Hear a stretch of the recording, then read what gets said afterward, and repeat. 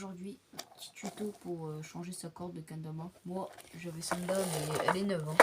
Juste qu'on me l'a prêtée parce que j'avais pas retrouvé ma corde de génie de rechange. Donc, je vais vous montrer comment on fait. Donc, déjà, on enlève le nœud qu'il y a là. Donc, on enlève comme ça. Puis après, on enlève par, bien sûr, la boule. Qu'après, on remet comme elle était. Et après, bien sûr, on enlève au niveau de la boule. Pour voilà.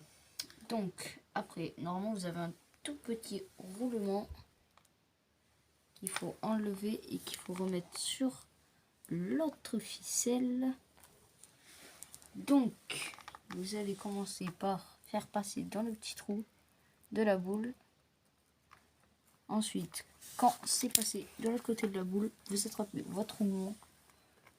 Vous mettez votre roulement et vous faites bien sûr un nœud simple.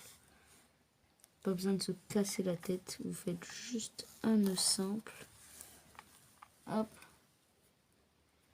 Un nœud simple que vous serrez bien sûr très bien. Bien sûr quand c'est serré, c'est bon.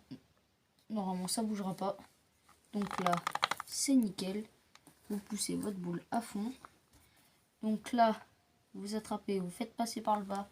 Donc vous prenez la grosse coupelle vers vous.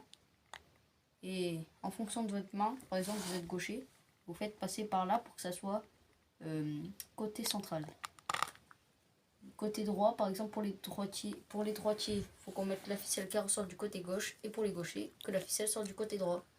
Donc, normalement, c'est dans ce sens. Donc vous faites passer de haut en bas.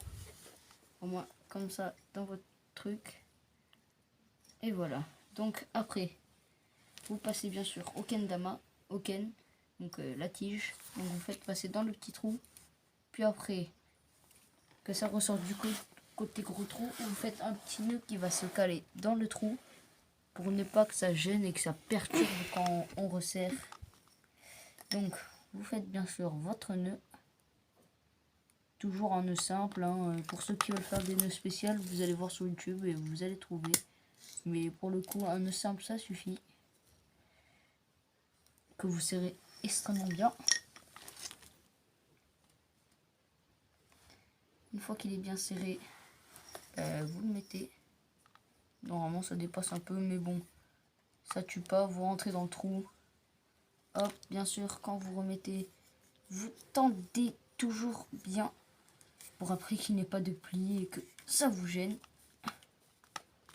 Voilà, le kendama est remonté, la boule face à vous, la grosse et la petite en bas. Et c'est fonctionnel. Nous allons voir ça. Si c'est fonctionnel, c'est toujours aussi bien fonctionnel. Voilà, bon, ben, bonne soirée et au revoir. Ciao.